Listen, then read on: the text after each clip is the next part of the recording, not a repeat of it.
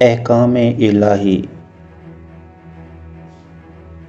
پابندی تقدیر کے پابندی احکام، یہ مسئلہ مشکل نہیں اے مرد خردمند۔ ایک آن میں 100 بار بدل جاتی ہے تقدیر، ہے اس کا مقلد ابھی ناخوش ابھی خورسند۔ تقدیر کے پابند نباتات و جمادات، مومن فقط احکام الہی کا ہے پابند۔ اے عقل مند شخص، اس بات کا جواب مشکل نہیں ہے کہ تجھے تقدیر کی پابندی کرنی چاہیے یا اللہ تعالیٰ کے احکام کی۔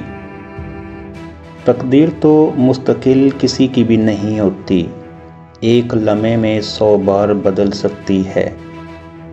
اگر تقدیر کا فیصلہ اس کی پیروی کرنے والے کے حق میں نہ ہو تو وہ ناراض ہو جاتا ہے، اور اگر اس کے مطابق ہو تو خوش ہو جاتا ہے۔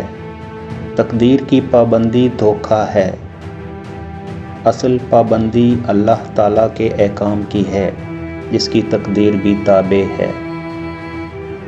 تقدیر کے ماتحت تو جمادات یعنی زمین، پہاڑ، پتھر، سونا، موتی وغیرہ اور بے جان اشیاء، یا نباتات یعنی گھاس پھوس، فصلیں وغیرہ ہیں جو عمر گزار کر ختم ہو جاتے ہیں۔ مومن کی تو یہ شان ہی نہیں ہے کہ وہ تقدیر کے ماتحت زندگی بسر کرے۔